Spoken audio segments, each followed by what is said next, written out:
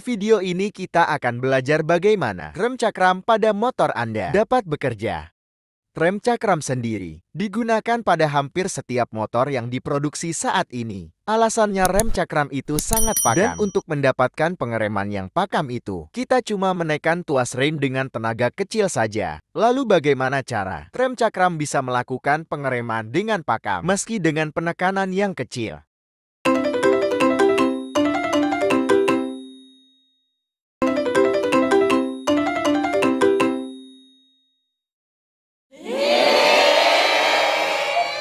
Ada dua faktor yang memungkinkan itu dapat terjadi. Pertama, karena arah gesekannya. Yang kedua, karena mekanisme power rem yang mampu melipat gandakan input yang dikenakan pada tuas rem. Mari kita bahas satu persatu. Jadi sistem rem mampu menghentikan putaran roda karena ada gesekan antara komponen dinamis yang terhubung ke roda dan komponen statis yang terhubung ke chassis motor. Khusus pada rem cakram, gesekan ini arahnya saling menjepit. Sehingga ketika terjadi gesekan, tekanan sepasang kampas rem ini jadi lebih kuat. Tapi bagaimana cara menggerakkan kampas rem agar bisa menjepit pinggang rem? Untuk urusan ini, kita memerlukan sebuah mekanisme penggerak rem. Selain berfungsi untuk menggerakkan kampas rem, mekanisme ini juga bisa melipat gandakan power yang kita berikan pada tuas rem. Inilah sebabnya rem cakram itu terasa ringan. Untuk melakukan hal tersebut, mekanisme ini menggunakan hukum Pascal. Hukum Pascal sendiri dipakai pada perangkat hidrolik untuk melipat gandakan power outputnya. Agar lebih gampang untuk memahami hukum Pascal ini, perhatikan ilustrasi berikut. Bisa Anda lihat sendiri, dalam bejana ini, terdapat dua silinder dengan diameter yang berbeda. Lalu kita letakkan piston yang memenuhi masing-masing silinder. Jika kita dorong piston input dengan tenaga tertentu, piston akan turun.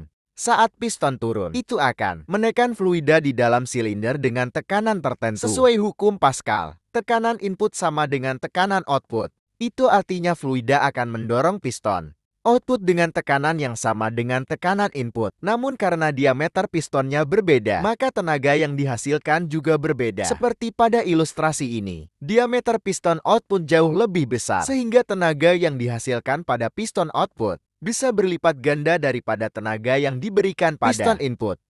Sekarang kita balik ke rem cakram.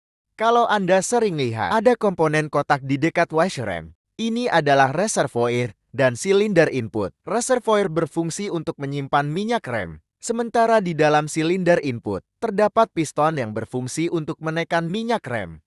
Sementara di bawah, terdapat kaliper rem, yang di dalamnya ada piston dengan diameter jauh lebih besar dibandingkan piston input. Kedua komponen ini dihubungkan oleh sebuah selang tekanan tinggi. Ketika kita tekan tuas rem, piston input akan bergerak dan mendorong minyak rem. Minyak rem akan mendorong piston di dalam kaliper, sehingga kampas rem bisa menjepit piringan rem, dan terjadilah pengereman.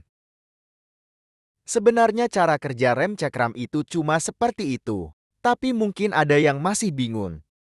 Kenapa kampas rem bisa menjepit piringan rem? Padahal piston ada di satu sisi saja. Ini disebabkan konfigurasi kaliper rem yang mampu bergerak ke kiri dan ke kanan. Jadi kaliper ini memang dibaut pada chassis, tapi masih bisa bergerak sedikit ke kiri dan ke kanan.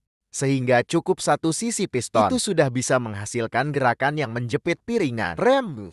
Konfigurasi ini dikenal dengan istilah floating caliper, dan ini yang paling umum digunakan pada sepeda motor. Selain konfigurasi floating, ada juga konfigurasi dua piston. Konfigurasi ini memiliki dua pasang piston pada sisi kiri dan kanan kaliper, sehingga kaliper tidak perlu bergeser. Tapi sepasang piston ini yang akan bergerak menjepit kampas rem. Untuk performa kaliper dua piston memang lebih kuat, karena menggunakan lebih banyak piston output. Jadi luas total silinder output makin besar. Ini membuat tenaga yang mampu dilipat gandakan jadi lebih besar lagi. Meski demikian, kaliper tip 2 piston ini sangat memakan tempat. Oleh sebab itu jarang dipakai pada kendaraan berukuran kecil. Itulah penjelasan mengenai rem cakram pada motor. Terima kasih. Wassalamualaikum warahmatullahi wabarakatuh.